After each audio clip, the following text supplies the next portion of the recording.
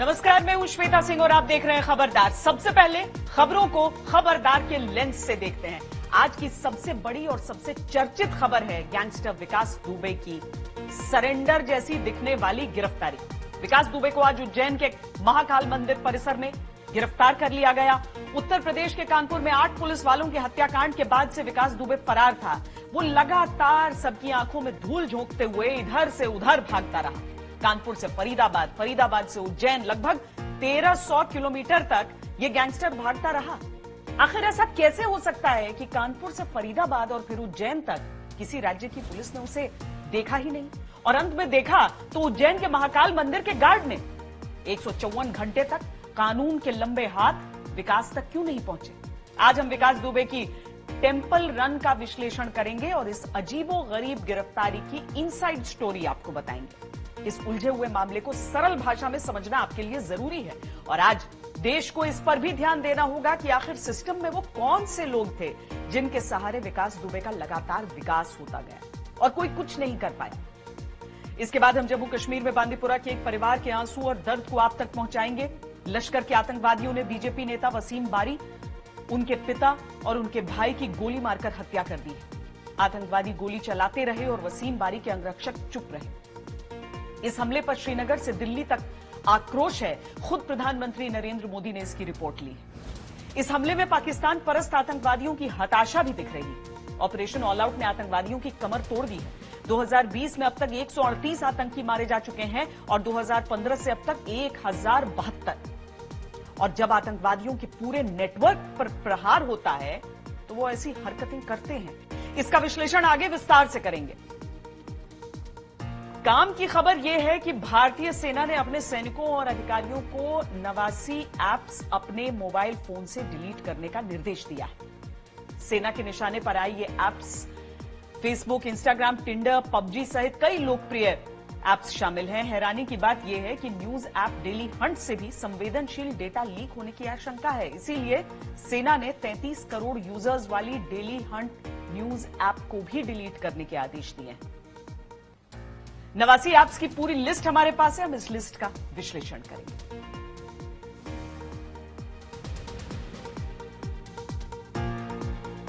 लेकिन खबरदार की शुरुआत विकास दुबे के उस टेंपल रन से करते हैं जो पिछले 7 दिन से चल रही थी। 2 जुलाई की रात को फिल्मी स्टाइल में विकास दुबे ने पुलिस कर्मियों पर ताबड़तोड़ गोलियां बरसाई थी। 8 पुलिसकर्मियों को मौत के घाट उतार देने वाला विकास दुबे गांव से भाग गया। गांव से विकास दुबे साइकिल से भागा। साइकिल से अपने गांव बिकरू से वो शिवली पहुंचा। शिवली में विकास दुबे ने बाइक का जुगाड़ किया। यहां से बाइक से वो चंदौली पहुंचा। मतलब करीब 400 किलोमीटर बाइक चलाकर विकास दुबे चंदौली पहुंचा। चंदौली में विकास की आखिरी लोकेशन मिली थी।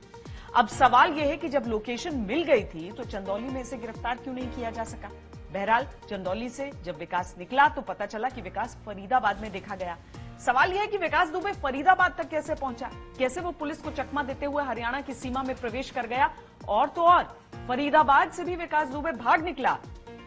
सवाल फिर वही उठता है कि फरीदाबाद में उसके साथी तो पकड़े गए मगर वो कैसे बचकर निकल गया।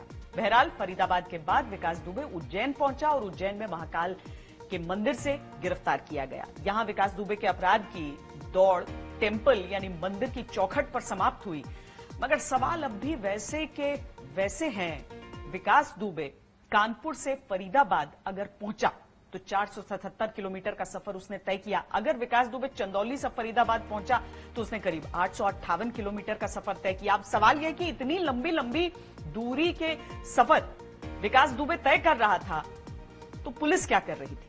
सिर्फ इतना ही नहीं, अगर फरीदाबाद से विकास दुबे उज्जैन पहुंचा तो उसने कम से कम 773 किलोमीटर का सफर तय किया। मतलब विकास दुबे यूपी, हरियाणा और एमपी 3 राज्यों की पुलिस को छकाता हुआ महाकाल के मंदिर तक पहुंचा था।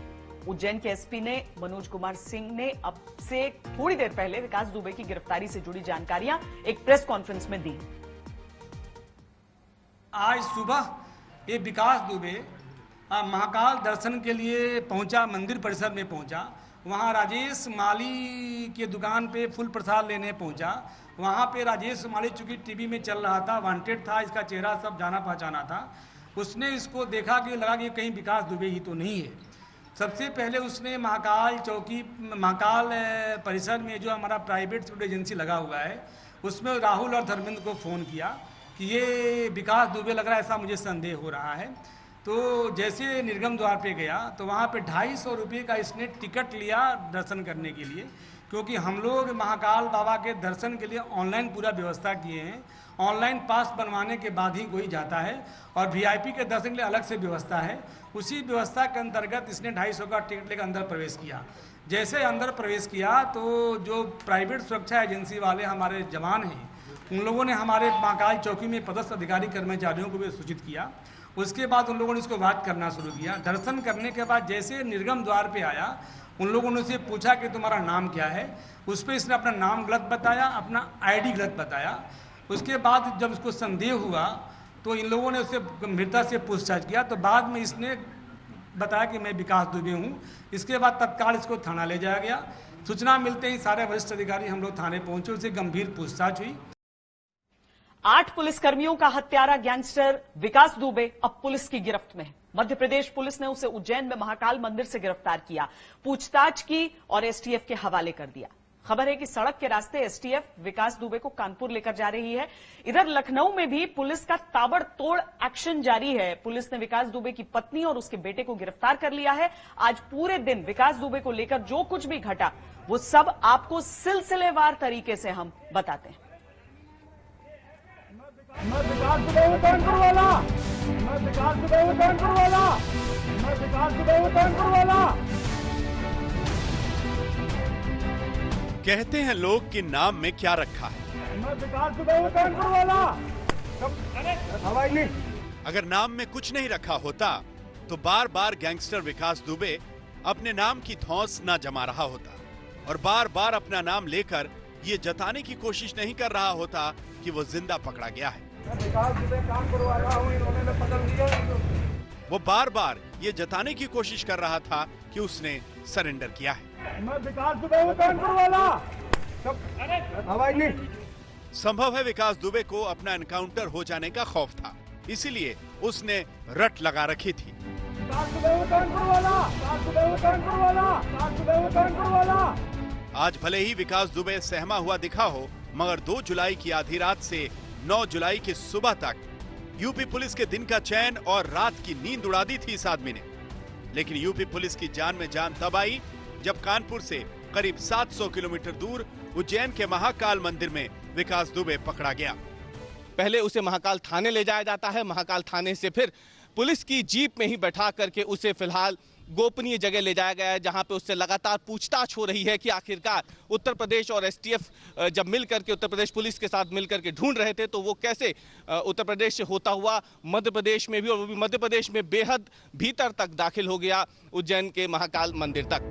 कैसे पकड़ा गया ये जानने के लिए सुनिए सबसे पहले उस फूल वाले को जिससे फूल लेकर विकास दुबे ने महाकाल के दरबार में प्रवेश किया था। कोई पहचान में कल समाचार देखा था मैंने, समाचार में बतला रहे थे कि वो लंगड़ा चल रहा है और काला बैग है उसके पास। तो मैंने ठीक है, वो फिर ऐसा लगा मेरे को, मैंने इसको मैंने कहीं देखा है समाचार में, तो समाचार देखना था, मोबाइल में उसका फोटो निकाला, वो फोटो से पहचान करी मैंने। फूल वाले को विकास दुबे संदिग्ध लगा। उसने महाकाल मंदिर के गार्ड को सूचना दी, गार्ड ने महाकाल मंदिर के सुरक्षा अधिकारी को सूचना दी और फिर शुरू हुआ उसे पकड़ने का सिलसिला। ऊपर वाली जेब से आई कार्ड निकाला और दे दिया, जो कि नवीन पाल नाम का था। तो उसका और उससे पूछा फिर कि ये तो आपका फर्जी आई कार्ड से घूम रहा था, ट्रेवल कर रहा था वहां से यहाँ तक। हाँ जी, वो फर्जी आई कार्ड से घूम रहा था और बहुत मतलब दबंगाई से घूम रहा था। विकास दुबे के पास नवीन पाल नाम के एक शख्स का आईडी कार्ड था। इसी का इस्तेमाल करके वो पुलिस से बचकर भाग रहा था। उसे महाकाल के सुरक्षा कर्मियों ने जब पकड़ा तब भी वो अलग नाम ही बता रहा था, मगर जब उसे मालूम चल गया कि अब बचना नामुमकिन है तो वो चीखने लगा कि मेरा नाम विकास दुबे है, कानपुर वाला। पकड़े जाने पर विकास दुबे ने पुलिस कर्मियों से हाथापाई भी की। उसने 250 रुपए की जो है पर्ची भी कटाई। तब तक इन लोगों को देख के थोड़ा यकीन हुआ कि वही है। फिर जब निर्गम द्वार पर जब वो बाहर लौट रहा था तो उससे पूछताछ करी गई। जब पूछताछ में उससे आईडी कार्ड मांगा गया तो उसने कोई आईडी कार्ड दूसरी दिखाई जो निश्चित रूप से उससे मेल नहीं खाती थी। उसके बाद वो हाथापाई करने लगा और तत्काल पुलिस को सूचना देकर उसको महाकाल मंदिर जो थाना है उसके द्वारा उसको तत्काल अरेस्ट कराया गया। विकास जब पकड़ा गया तो उसके पास एक बैग था। बैग में एक मोबाइल, चार्जर और कुछ कागजात थे। विकास दुबे को मध्य प्रदेश की पुलिस उज्जैन ट्रेनिंग सेंटर ले गई। यहाँ उससे जो पूछताछ हुई उसमें विकास दुबे ने बताया कि उसको एनकाउंटर का डर था, इसलिए उसने ताबड़तोड़ फायरिंग की। पुलिस वालों से मुकाबला करने के लिए उसने साथियों को बुला रखा था। विकास दुबे के सभी सहयोगी हथियारों से लैस थे। गोलियां चलाने के बाद विकास को लगा कि वो बुरी तरह फंस गया है। विकास दुबे ने पुलिस कर्मियों को मारने के बाद जलाने के लिए तेल इकट्ठा किया था। आग लगाने के लिए घर में गैलनों में तेल रखा गया था। शव इकट्ठा करने के बाद विकास को मौका नहीं मिला, फिर वो फरार हो गया। पूछताछ में विकास दुबे ने खुलासा किया है कि उसके इरादे कितने खतरनाक थे। उसने घटना की रात न सिर्फ 8 पुलिसकर्मियों को शहीद कर दिया, बल्कि उसका इरादा उन सबको जलाने का था। और अगर वो ऐसा कर पाता तो शायद यूपी के अपराध के इतिहास की ये सबसे खतरनाक घटना होती। विकास दुबे ने अपने साथियों को अलग अलग भागने के लिए कहा था। रात में राजू नाम के एक साथी ने जेसीबी मशीन को बीच सड़क में पार्क किया था। विकास दुबे ने बताया है कि उसके पास क्रूड बम भी थे। शराब कंपनी के एक मैनेजर दोस्त ने विकास दुबे को उज्जैन बुलाया और मदद की। एमपी पुलिस ने मैनेजर आनंद तिवारी को हिरासत में ले लिया है, मगर विकास दुबे ने पूछताछ के दौरान शहीद सीओ देवेंद्र मिश्रा के बारे में जो कहा वो होश उड़ाने वाला है। विकास दुबे ने बताया कि देवेंद्र मिश्रा से मेरी नहीं बनती थी। कई बार वो मुझसे देख लेने की धमकी दे चुके थे। पहले भी बहस हो चुकी थी। विनय तिवारी ने भी बताया था कि सीओ तुम्हारे खिलाफ है, लिहाजा मुझे सीओ पर गुस्सा था। सीओ को सामने के मकान में मारा गया था। मैंने नहीं मारा सीओ को, लेकिन मेरे साथ के आदमियों ने दूसरी तरफ के अहाते से कूदकर मामा के मकान के आंगन में मारा था। पैर पर भी वार किया था, क्योंकि मुझे पता चला था कि वो बोलता है कि विकास का एक पैर गड़बड़ है, दूसरा भी सही कर दूंगा। सीओ का गला नहीं काटा था, गोली सिर के पास मारी गई थी, इसीलिए आधा चेहरा फट गया था। सोचिए कितना भयानक इरादा पालकर बैठा था ये गैंगस्टर, लेकिन इसके गुनाहों की नगरी ध्वस्त हो चुकी है। इससे पूछताछ जारी है। उधेड़ी जा रही हैं वो परतें जिन्होंने विकास दुबे को शह दी थी। वांछित 5 लाख का इनामी विकास दुबे उज्जैन मध्य प्रदेश में गिरफ्तार होने की सूचना हमें प्राप्त हुई है। उत्तर प्रदेश पुलिस द्वारा न्यायिक तरीके से अग्रिम कार्रवाई की जा रही है। विकास दुबे के हर गुनाह का अब मुकम्मल इलाज होगा और ये भी पता चलेगा कि सिस्टम में वो कौन से लोग थे जिसके सहारे विकास दुबे का लगातार विकास होता गया और कोई कुछ नहीं कर पाया। उज्जैन से रवीश पाल सिंह और संदीप कुलश्रेष्ठ के साथ आज तक ब्यूरो। हैरानी तो होती है कि 154 घंटे तक पुलिस की नाक में दम कर देने वाला विकास दुबे पकड़ा भी गया तो नाटकीय अंदाज में। विकास दुबे गिरफ्तार होने से पहले पुलिस से 2 कदम आगे ही रहा। यह अलग बात है कि पुलिस ने विकास दुबे को पकड़ने से पहले उसके साथियों को चुन चुन कर मारा और गिरफ्तारी के बाद इस बात की जांच हो रही है कि वो कौन कौन से लोग हैं जिन्होंने विकास दुबे को छिपाने में मदद की।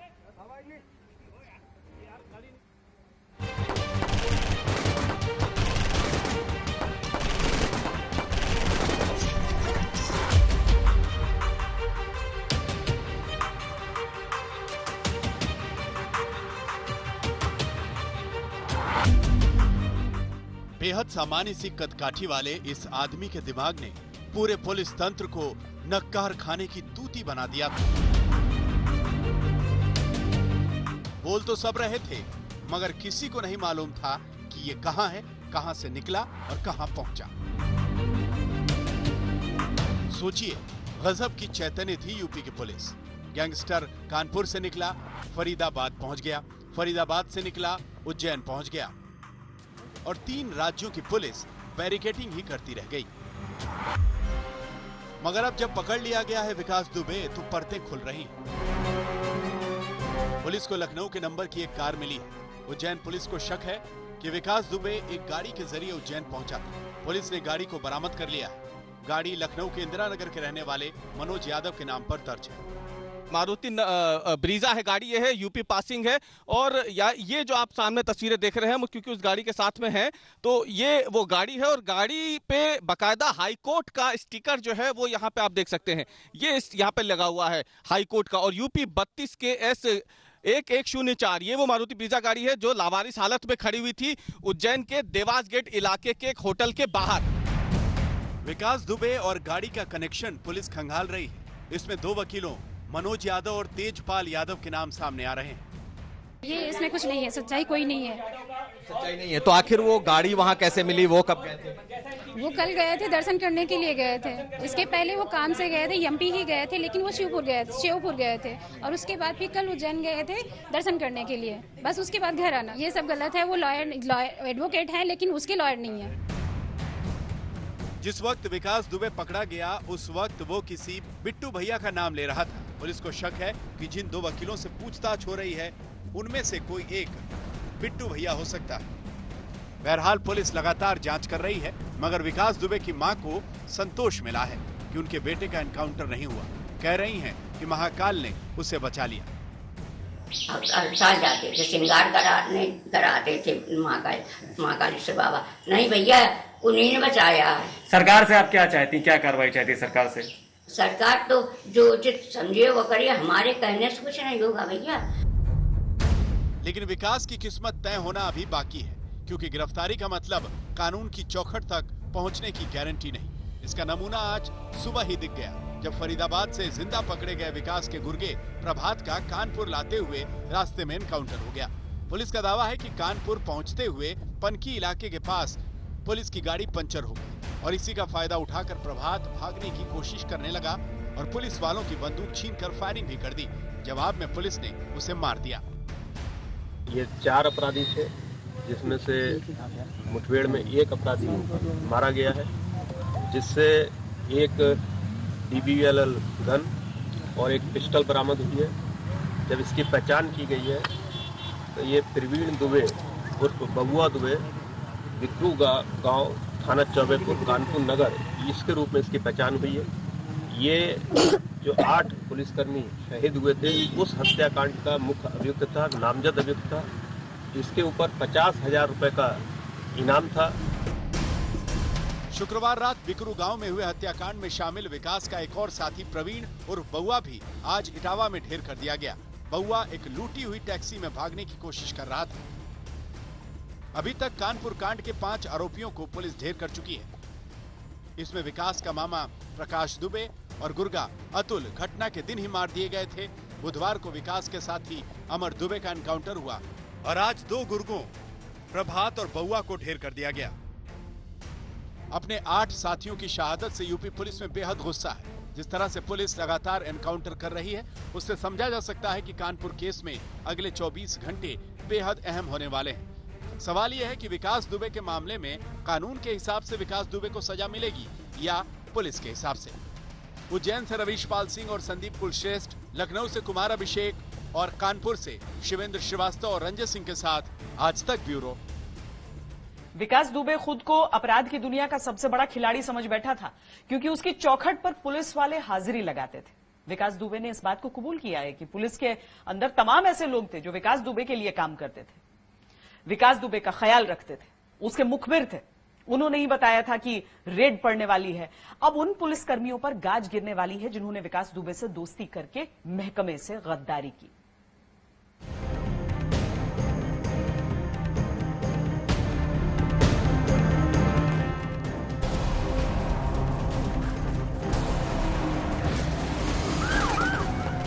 खाकी सिर्फ वर्दी नहीं होती, वो भरोसा होती है लोगों को सुरक्षित रखने का।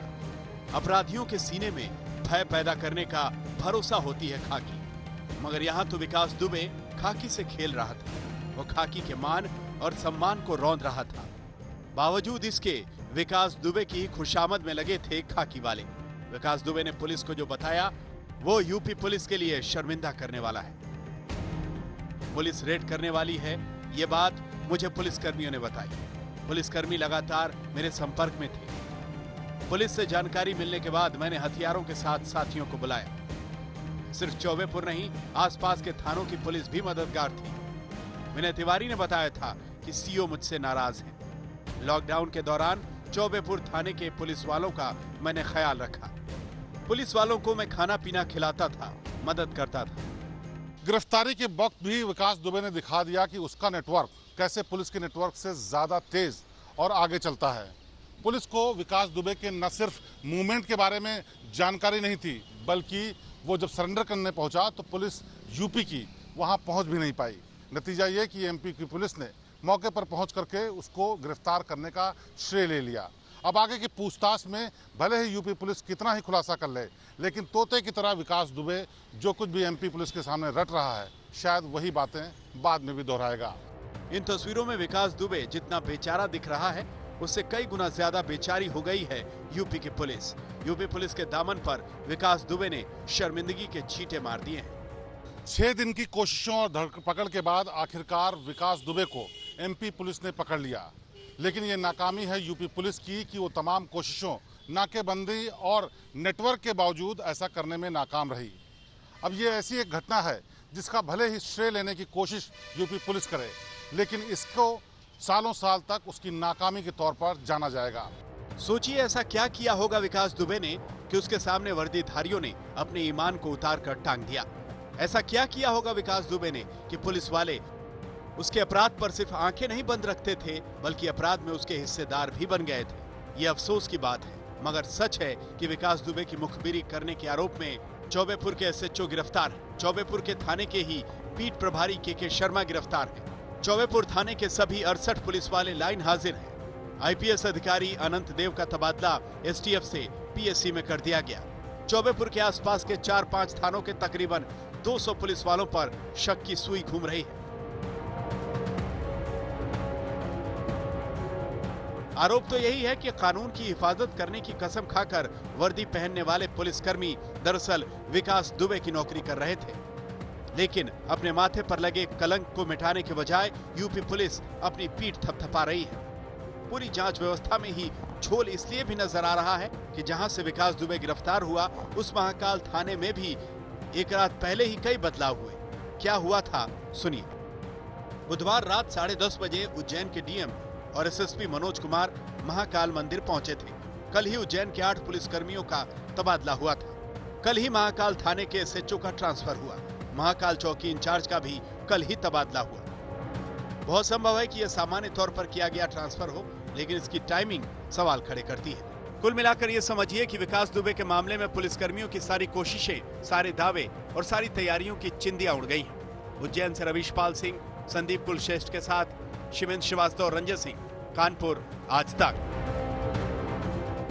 8 पुलिस वालों के हत्याकांड से ही विकास दुबे मुजरिम नहीं बना, बल्कि विकास के गुनाहों की सूची 1990 से ही कानपुर पुलिस के पास मौजूद है। उस पर लगे इल्जाम छोटे मोटे भी नहीं हैं। कई बड़े हत्याकांड में वो कटघरे में रहा है, लेकिन विकास दुबे का नाम कानपुर के टॉप 10 अपराधियों में भी नहीं दर्ज था। बीते 20 साल में उत्तर प्रदेश की सत्ता में आई हर एक पार्टी के नेताओं के साथ उसके कनेक्शन की बात हो रही है, और यही विकास के अब तक बचे रहने की वजह भी नजर आ रही। सरकार तो जो उचित समझे वो करिए, हमारे कहने से कुछ नहीं होगा भैया। जो सरकार, इतनी बड़ी सरकार, उस टाइम पे वो भाजपा में है नहीं, उस सपा में इस टाइम। गैंगस्टर विकास दुबे की गिरफ्तारी के बाद उसकी मां की ये एक सहज टिप्पणी है, लेकिन व्यवस्था में अपराध और राजनीति के गठजोड़ का निचोड़ है इसमें। सरकार तो जो उचित समझे वो करिए, हमारे कहने से कुछ नहीं होगा भैया।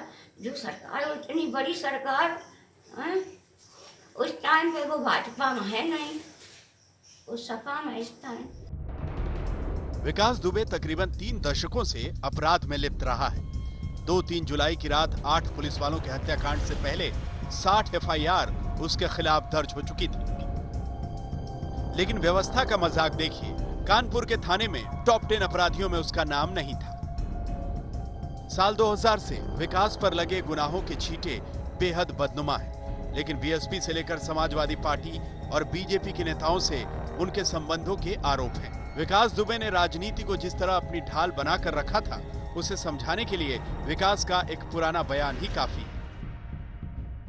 आप पार्टी चेंज कर लीजिए बीएसपी और पार्टी में आ जाइए। कई पार्टियों ने ऑफर की है, तो रूरल पार्टी का प्रेशर तो मान लीजिए जानते हैं, जाता रहता ही है। लेकिन चूंकि बसपा मेरा अपना घर था जिसमें 12 साल से मैं रह रहा हूं, और वहां के एक्स चीफ, जो पहले chief minister, ex chief minister हैं, जो हमारी बसपा सुप्रीमो है बहन जी, बाई नेम बाई फेस जानती हैं हमको, 100 आदमी बुलाती हैं। विकास दुबे का ही एक और बयान राजनीति में उसकी पैठ की पोल खोलता है।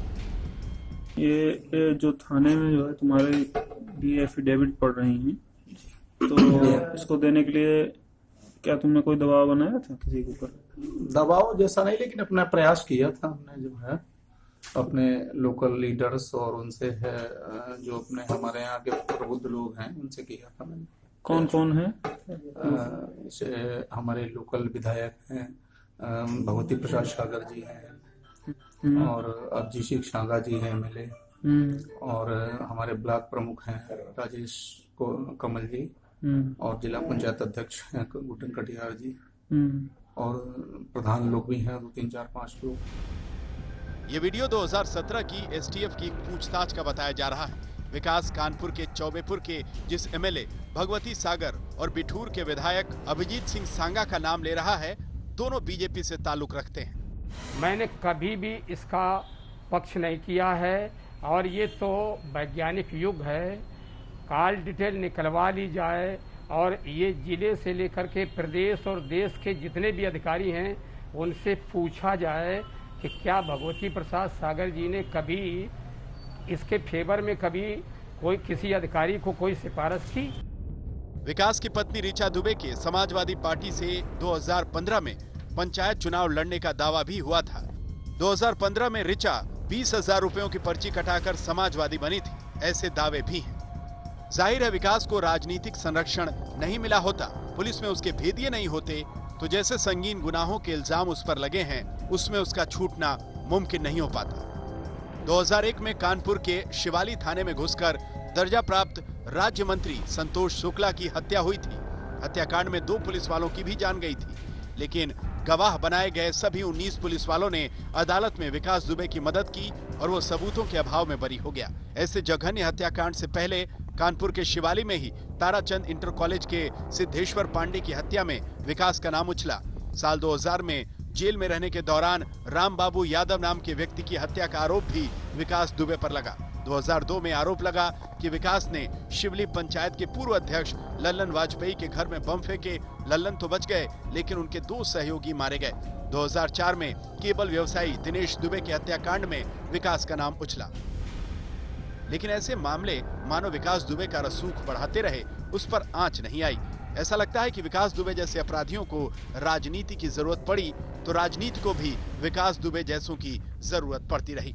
अपराध और राजनीति के गठजोड़ पर एडीआर के आंकड़े इसी सच्चाई को बयान करते हैं। एसोसिएशन ऑफ डेमोक्रेटिक रिफॉर्म्स यानी एडीआर की रिपोर्ट के मुताबिक 2019 में चुनकर आए यूपी के 80 लोकसभा सांसदों में से 44 सांसदों पर आपराधिक मामले थे, जबकि 2017 के यूपी विधानसभा चुनाव में चुनकर आए 403 विधायकों में से 143 विधायकों पर क्रिमिनल केस दर्ज हैं। इन आंकड़ों को देखने के बाद गनीमत यही रही कि विकास दुबे खुद माननीय नहीं बन सका था, लिहाजा अब जब वो पकड़ा गया है तो राजनीति हिसाब किताब करने में जुटी है। मैंने मांग की है कि इसकी न्यायिक जांच होना चाहिए। इसके किस किस राजनीतिक नेताओं से संबंध रहे हैं या हैं, किस किस पुलिस कर्मियों से, इसके अधिकारियों से इसके संपर्क हैं, इसकी पूरी जांच होना चाहिए, क्योंकि पूरा अमला इसको बचाने में लगा हुआ था। समाजवादी पार्टी के नेता अखिलेश यादव और बीएसपी की नेता मायावती भी विकास के राजनीतिक कनेक्शन को उजागर करने की मांग कर रहे हैं। दिल्ली से अशोक सिंघल और लखनऊ से नीलांशु के साथ आज तक ब्यूरो।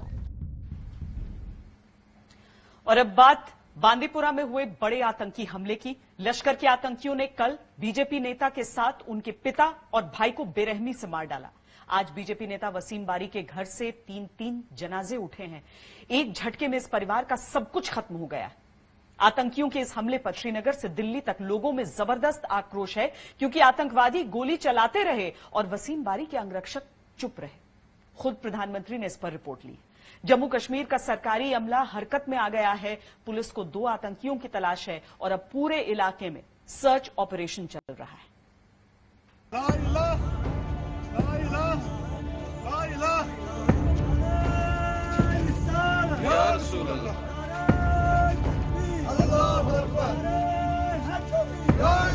एक घर से 3-3 जनाजे उठे। 2 बेटों के साथ पिता को आतंकवादियों ने गोलियों से भून डाला। ये वो उजड़ा परिवार है।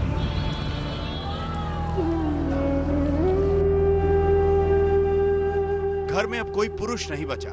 बची है तो आंगन से उठती दर्द की चित्कार। जो भी सुनेगा वो पूरी तरह सिहर उठेगा। आतंकियों के कायराना हमले के शिकार होने वाले बीजेपी के पूर्व जिला अध्यक्ष वसीम बारी, उनके पिता बशीर अहमद और भाई उमर बशीर का ये घर है। अब यहाँ सिर्फ मातम ही मातम है। 8 जुलाई की रात 2 आतंकवादियों ने इन्हें तब निशाना बनाया जब वो अपने घर के ग्राउंड फ्लोर पर मौजूद दुकान में थे। पुलिस के मुताबिक 2 आतंकी मौके पर आए और अपने पिस्टल से गोलियां बरसाकर तीनों को मार दिया। दरअसल वसीम बारी के घर के ग्राउंड फ्लोर में दुकानें बनी हुई थी। यहीं एक कमरे में उनकी सुरक्षा में लगे जवान रहते थे। घर की पहली मंजिल में परिवार के सदस्य रहते थे, वहीं दूसरी मंजिल में वसीम बारी का दफ्तर था। देखने के बाद ये लगता है कि ये प्री प्लान्ड अटैक है। और कल जब शाम में 7:45 बजे जो वसीम वार साहब अपने रिलेटिव के यहाँ से घर वापस आए तो पहले घर में ऊपर गए, उसके बाद दुकान पर आए। उनके पीएसओ सारे अपने रूम में चले गए। जिस टाइम दुकान में आए उस टाइम उनका भाई था, उनके फादर भी वहाँ पे थे।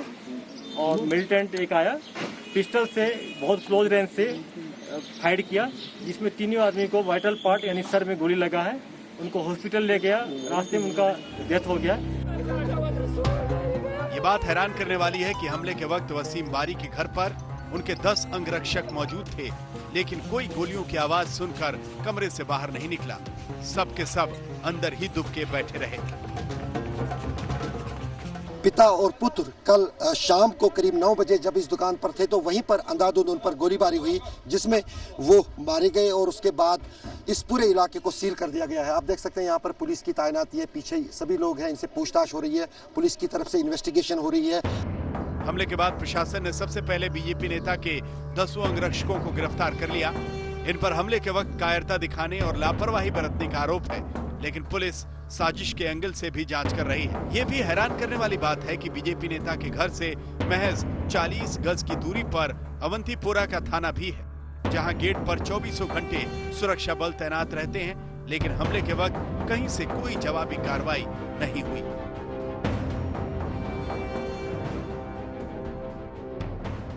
बारी नहीं निकले उस टाइम। बारी भाया और उमर भाया को मारा और मेरे अंकल भाई को। पता नहीं किन लोगों की साजिश है मेरे बड़े भाई की। उन्होंने किसी का कुछ नहीं बिगाड़ा था, वो तो लोगों की हिम्मत करते थे, मदद करते थे। सुरक्षा बलों ने हमला करने वाले दोनों आतंकवादियों की पहचान कर ली है। बताया जा रहा है कि दोनों का संबंध लश्कर तैयबा से है।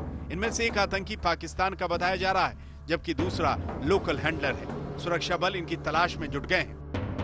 अवंतीपुरा से अशरफ वानी के साथ आज तक ब्यूरो।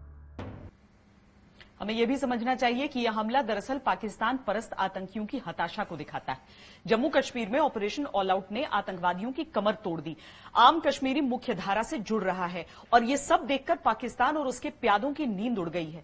यही वजह है आतंकवादी अब पंचायत सदस्यों और स्थानीय नेताओं को टारगेट करके हमला कर रहे हैं ताकि उनके मनोबल को तोड़ सके। इस बीच जम्मू कश्मीर में बीजेपी के एक स्थानीय नेता ने राम माधव को चिट्ठी लिखकर गंभीर आरोप लगाए हैं। आरोप ये है कि पार्टी के बड़े नेता जमीन पर काम करने वाले कार्यकर्ताओं की सुध नहीं लेते।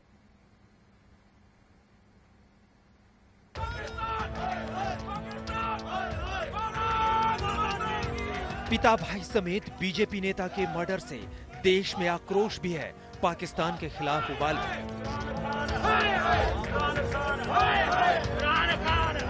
ये हमला आतंकियों की बौखलाहट है। पाकिस्तान लाख कोशिश कर ले, लेकिन ना सुरक्षा बलों का मनोबल गिरेगा और ना ही कश्मीर में शांति और प्रगति से जोड़ने की मुहिम धीमी पड़ेगी। ये पाकिस्तान के दहशतगर्दों ने बहुत बड़ा जुल्म और बहुत बड़ा कायराना हमला किया है, गिदड़ों की तरह, चोरों की तरह। इस हमले के बाद प्रधानमंत्री ने पूरी रिपोर्ट ली। पीएम ने केंद्रीय मंत्री जितेंद्र सिंह को फोन करके घटनाक्रम को समझा, परिवार वालों के प्रति संवेदना व्यक्त की। केंद्रीय मंत्री डॉक्टर जितेंद्र सिंह ने ये जानकारी देते हुए ट्वीट किया। पीएम मोदी ने फोन पर वसीम बारी की हत्या के बारे में जानकारी ली है। उन्होंने वसीम के परिवार के प्रति संवेदना भी व्यक्त की। जम्मू कश्मीर में बीजेपी के स्थानीय नेता और सरपंच लगातार आतंकियों के निशाने पर हैं। अब तक 4 बड़े हमले अंजाम दिए गए। 8 जुलाई को अवंतीपुरा में बीजेपी नेता वसीम बारी समेत 3 की हत्या की गई।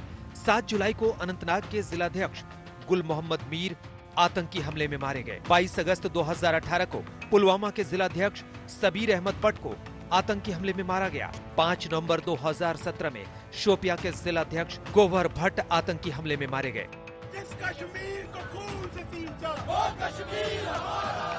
इन राजनीतिक हत्याओं की वजह से स्थानीय बीजेपी नेताओं का गुस्सा भड़का। कुलगाम जिले के बीजेपी प्रवक्ता विजय रैना की राम माधव को लिखी चिट्ठी इसी बेचैनी को जाहिर करती है। विजय रैना राम माधव को लिखते हैं, मुझे खेद है लेकिन हम गोलियों के बीच जमीन पर काम कर रहे हैं। आप दूसरे नेताओं के साथ साथ निर्दोष पार्टी कार्यकर्ताओं के खून पर राजनीति करने के अलावा कुछ नहीं कर रहे हैं।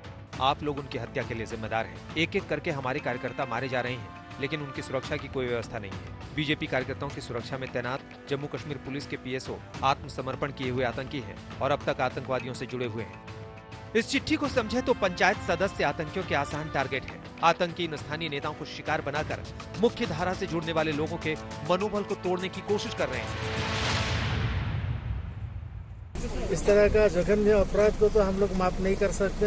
हम ये चाहेंगे कि लोग इसको समझे और इस गंभीर बाबत और मेरा संवेदना है पूरा फैमिली के साथ। नॉर्थ कश्मीर में बीजेपी नेता की हत्या कर आतंकवादियों ने सुरक्षा बलों को खुली चुनौती दी है। पाकिस्तान की शह पर आतंकवादी घाटी में राजनीतिक प्रक्रिया को पटरी से उतारने की कोशिश में है, लेकिन उसका ये मंसूबा ना पहले पूरा हो सका है और ना आगे होगा। अवंतीपुरा से अशरफ वानी के साथ शुजाउल हक, आज तक। अब आपको आंकड़ों की मदद से बताते हैं कि जम्मू कश्मीर में आतंकियों में इतनी दहशत क्यों है। इतनी बेचैनी और हताशा का गणित समझना बहुत सरल है। इस साल अब तक सुरक्षा बलों ने 138 आतंकियों का सफाया किया है। ऑपरेशन ऑल आउट के तहत आतंकियों को खोज कर हमारे जांबाज ढेर कर रहे हैं। वहीं साल 2015 से अब तक की बात करें तो सुरक्षा बलों ने 1000 से ज्यादा आतंकियों का सफाया कर दिया है। साल 2020 में 138, 2019 में 163, 2018 में 271, 2017 में 220, जबकि 2016 में 165 और 2015 में 115 आतंकियों को सुरक्षा बलों ने मार गिराया था। इस कार्रवाई की वजह से आतंकवादियों के पैर उखड़ रहे हैं और वो स्थानीय नेताओं पर हमले करते हैं।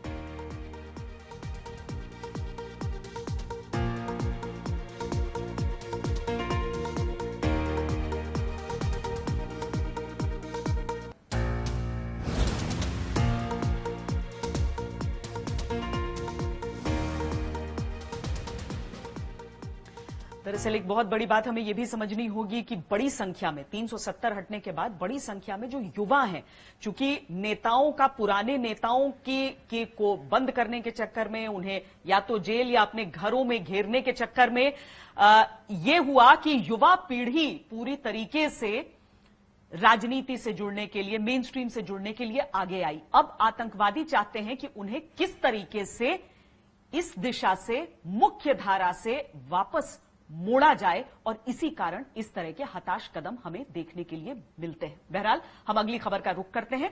कभी आपने सोचा है कि हमारे देश के सैनिकों के मोबाइल फोन पर कौन से ऐप्स होते हैं? भारतीय सेना ने अपने सैनिकों और अधिकारियों को 89 ऐप्स अपने मोबाइल फोन से डिलीट करने का निर्देश दिया है।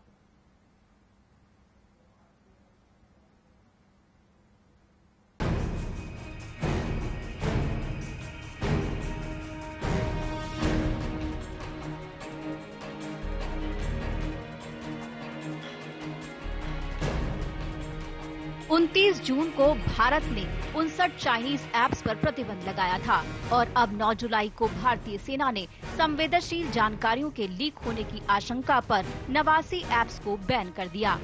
भारतीय सेना ने अपने जवानों और अधिकारियों को निर्देश दिए हैं कि अगर वो सेना द्वारा लिस्ट की गई 89 ऐप्स का इस्तेमाल करते हैं तो इन्हें तुरंत अपने मोबाइल फोन से डिलीट कर दें। इनमें फेसबुक, इंस्टाग्राम, स्नैपचैट और ट्रू कॉलर जैसे लोकप्रिय ऐप्स और पबजी जैसा मशहूर गेम भी शामिल है। सेना ने जिन ऐप्स के इस्तेमाल से अपने सैनिकों और अधिकारियों को रोका है, उन ऐप्स की लिस्ट को डिकोड करते हैं। इनमें कुछ मशहूर ऐप्स हैं और कुछ संकेत भी। मैसेजिंग ऐप्स की बात करें तो वीचैट और हाइक सहित 14 ऐप्स हैं। डेटिंग ऐप्स की श्रेणी में टिंडर सहित 15 डेटिंग ऐप्स हैं। वीडियो होस्टिंग में टिकटॉक और लाइव की जैसी 4 ऐप हैं। हैरानी की बात तो ये है कि न्यूज ऐप भी प्रतिबंधित ऐप्स की लिस्ट में शामिल है। अलग अलग सोर्सेज से न्यूज को इकट्ठा करके पेश करने वाली ऐप डेली हंट का नाम भी प्रमुख है।